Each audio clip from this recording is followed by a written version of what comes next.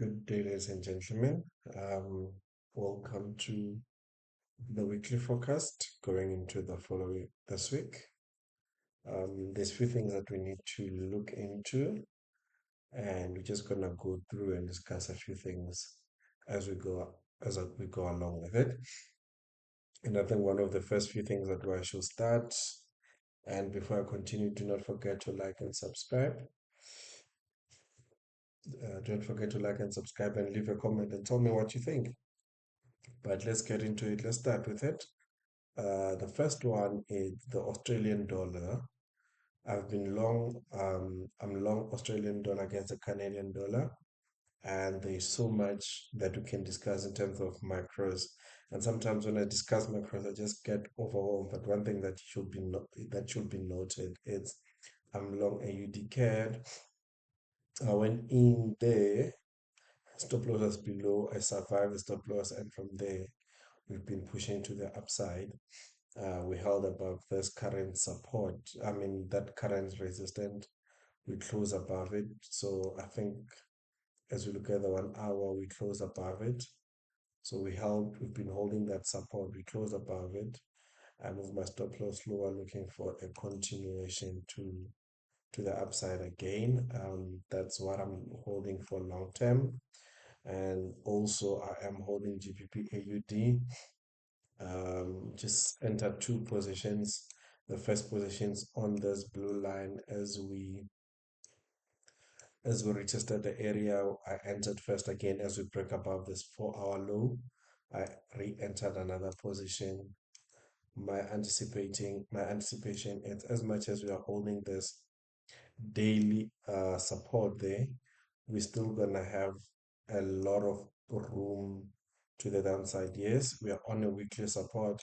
Sometimes it's very difficult to say why should I enter because I'm holding a weekly support. Basically, this will be 24 June 2024 low that happened. That was June 2024. This is the lowest the market came back to. We are holding that support. We could hold it and reject overall. We could come back to the January 2024 low as well. That's another possibility. That's a weekly support as well. That there are possibilities of going into those.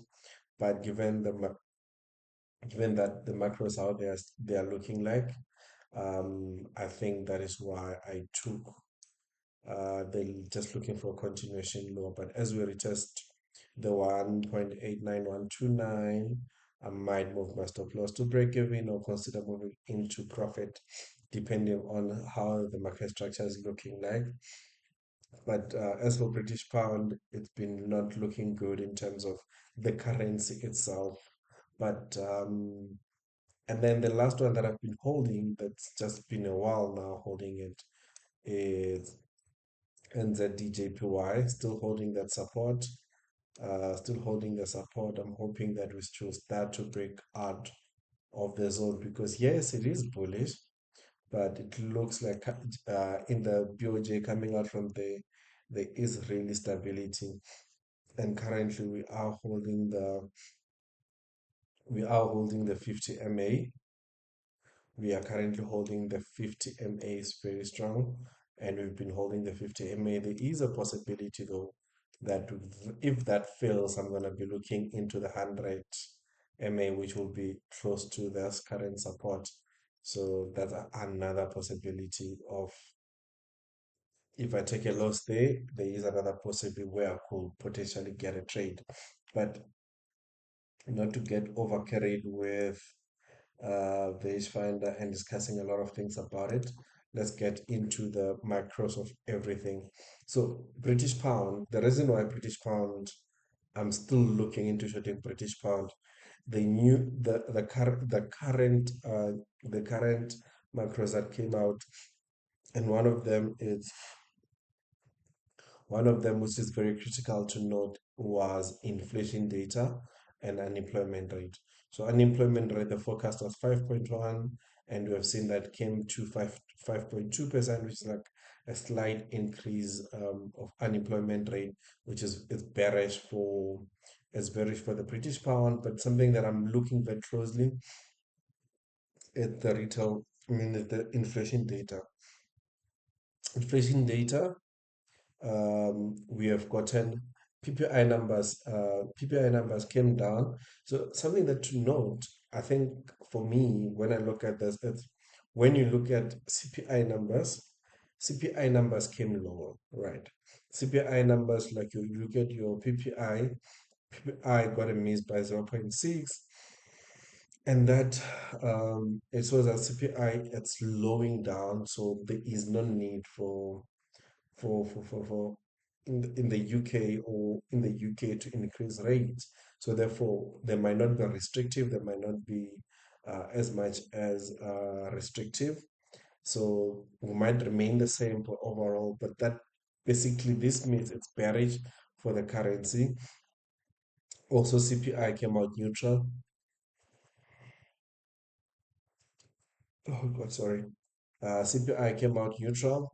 I would have loved to see lower CPI, but look at the previous one was 3.4. Yes, the forecast was 3. It's slowing down. So we see a slowing down in inflation data.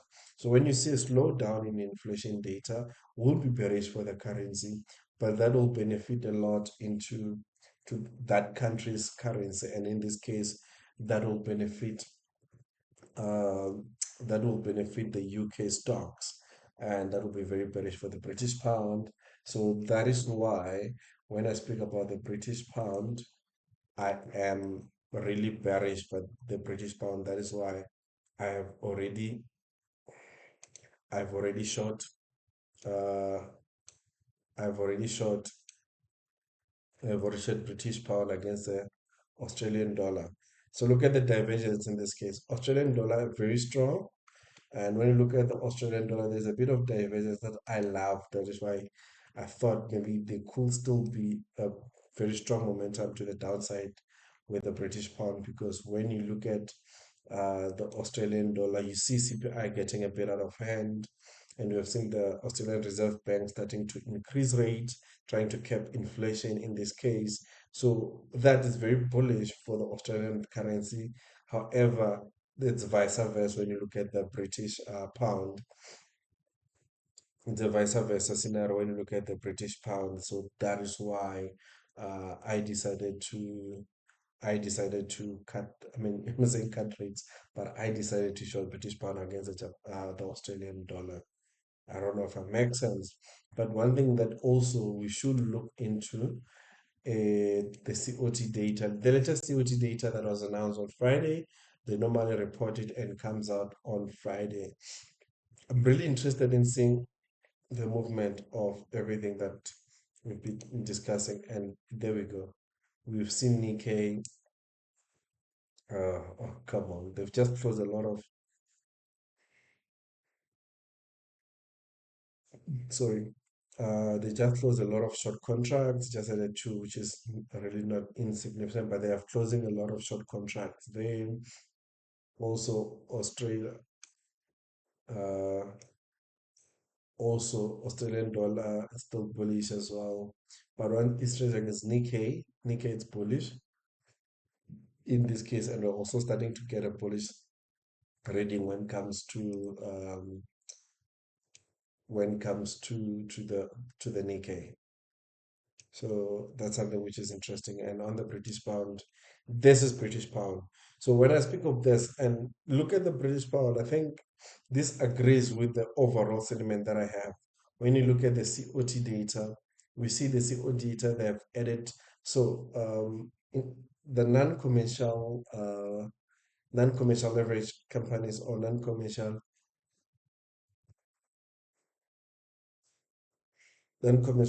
institution, we have seen them, they're ending a lot of short contracts, closing a lot of long contracts. And this is purely because of the inflation data that came out very soft in the UK. So that is a bit bearish for the British pound. And that's evident from what happened last week with the British pound, that uh, they've added a lot of short contracts, which are about 10,000 short contracts added, and they've reduced a lot of long contracts, with about 6,000 that were removed from the market. So this is something that there's a good divergence with it against with the Australian dollar. That is why I'm still bullish in that case. But without any wasting time going into the week ahead, I'm gonna still be managing the trade that I have. I'm still gonna look at the British pound against the Australian dollar. Still gonna be selling the British pound. But top setup. Oh, I'm recording this at night. So I'm tired. So Euro AUD is bearish. Euro USD is bearish. GBP AUD, which I've already short, it's bearish. GU is bearish. Basically, you can see that in the Eurozone, it's not doing well at all. But something that is very interesting for me, besides the British pound, that is taking a bit of a hit. We've seen gold that has started to be bullish again, and that could be influenced by Trump and Iran issue, which I didn't follow so much. So I can't comment much about the politics of the geopolitics of that, but that can have a bit of influence. But also, when you look at the technical, are still bullish, sentimental are still bullish, but now economic growth, we're still getting a bit of a hit because generally, retail the US economy is thriving, and I think what's holding us back is the inflation in the US. So the inflation is stabilizing, the labor market is stabilizing, and that kept it's a bit bearish for gold. In this instance, a bit bearish for gold. However, looking at the other parameters that we look at, because we look technical, sentimental, and I've already discussed sentimental that when you look at the COT data, there is that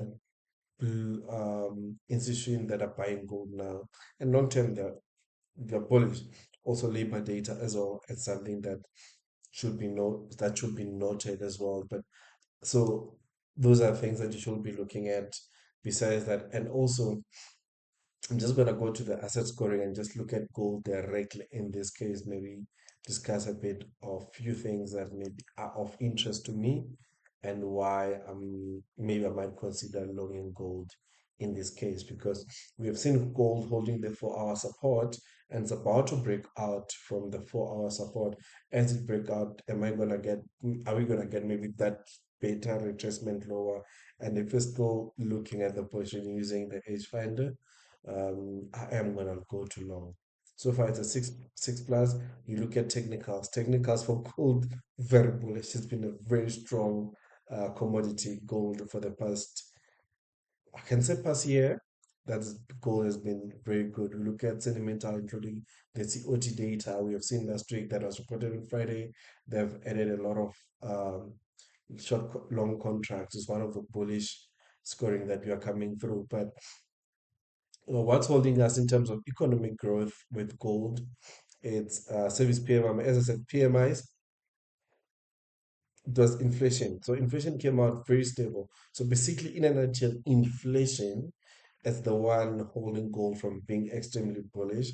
But I'm not really worried about it. Also, the labor data. You look at the NFP unemployment rate, weekly jobless claims from last week came out very strong for the labor market was strong for the US and also inflation came out very soft. That alone was bearish for I mean CPI PPI came out strong last week. PPI came out strong. The forecast was 2.7 came out at 3. That's very bearish for gold. That's why you get this kind of a mix kind of an idea with gold. However, that doesn't mean that's a conclusion of gold overall. So when you take all this scoring, we get a 6 plus with gold. And technically with gold, I'm really interested in gold. Technical, I can start to look for, I'm starting to look for longs on gold and perhaps we gonna get the move that we are looking for.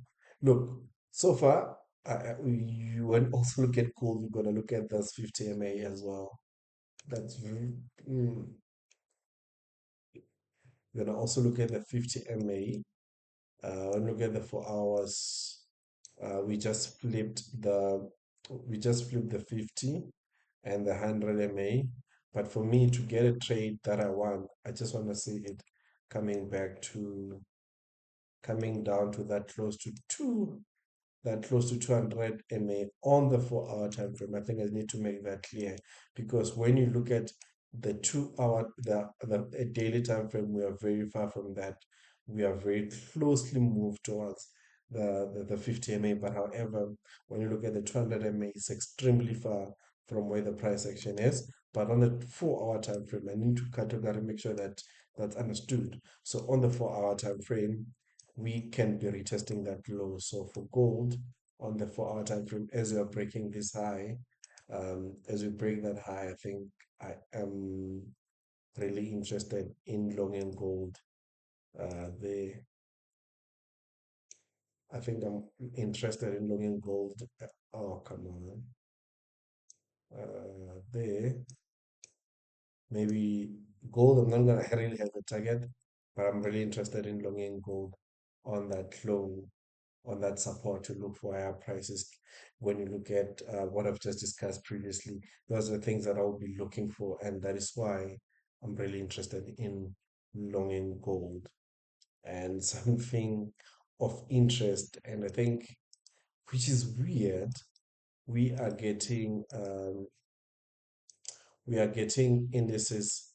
We are starting to get indices on a bearish side of stuff, and one of them is S&P 500, for which I'm not really interested in shorting stocks and or indices in this case. And when you look at this area, we seem to be dancing in one place. We've gotten any catalyst to move the market from one place to another.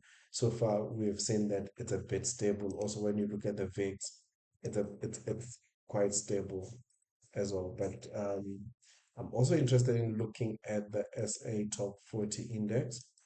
Um, it's something that I also want to look. Ooh, look at that. Top 40 index is moving for some reason. This time around, I think it's moving exactly like gold. I will want it to come back there, maybe to enter trade. I think this is something that I've been watching for a while, and we're about to break again. If we look at the 4 hour time frame, there is a structure that we are about to break with that previous support or resistant area that we are breaking, and we look to be continuation to the upside. So, in a nutshell, basically, I am bearish the British pound when it comes to forex and currencies. I am bearish the British pound, but I'm bullish the Australian dollar. Reason being, Australian dollar, we see inflation getting out of hand. We're seeing the Reserve Bank in Australia a bit restrictive, and in the British pound, we see directly the opposite of that. And when you look at the latest COT data directly depicts that very well, where you have seen institution selling British pound and buying Australian dollar. It's a direct reflection of the one over the other. So that is why I am really, really interested in buying gold in this case, and looking to continue holding my British pound trade and just continue managing very well my my AUDK trade as well, because the Canadian also has a bit of struggling into inflation, and the labor market's also not doing as well. That's why it's a bit bearish over the other. I think so. This is what I'm looking for going into the week ahead, looking at the week going to from Monday and going last next week. So these are the currencies basically that I'm looking for. I'm quite bearish British pound, and really whether you look at your British pound against the US dollar, you've seen that the British pound is a bit weak.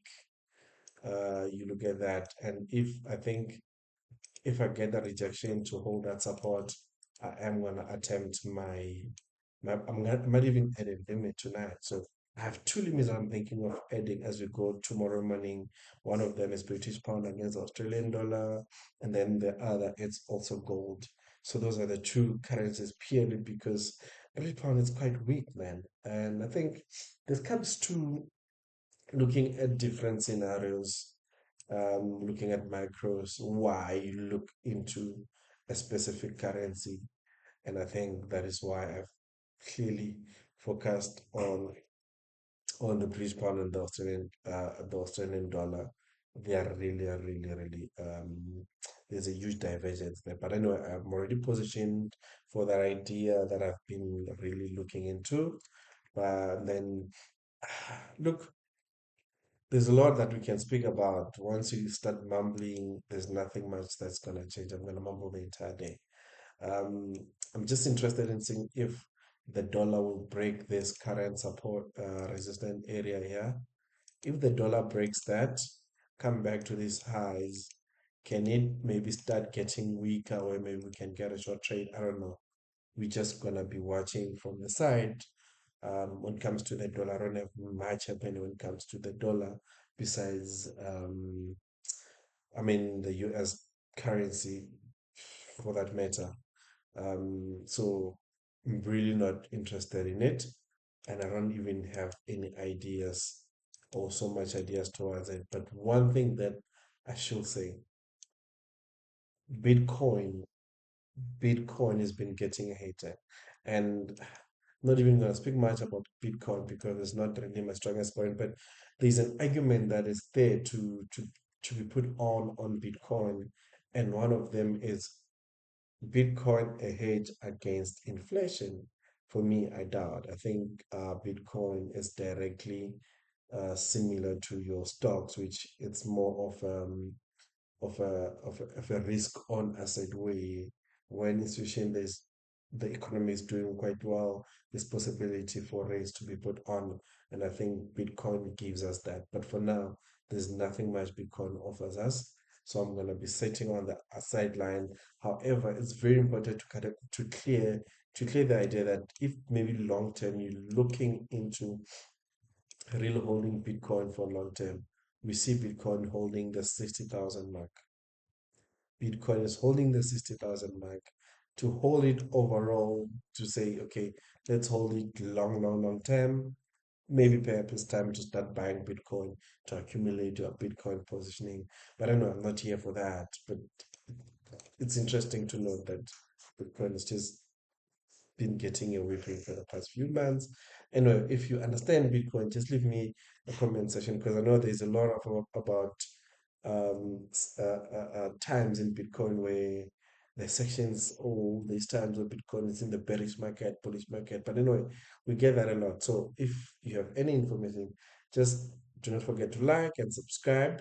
First, like and subscribe and tell me about Bitcoin, what you think about Bitcoin moving forward.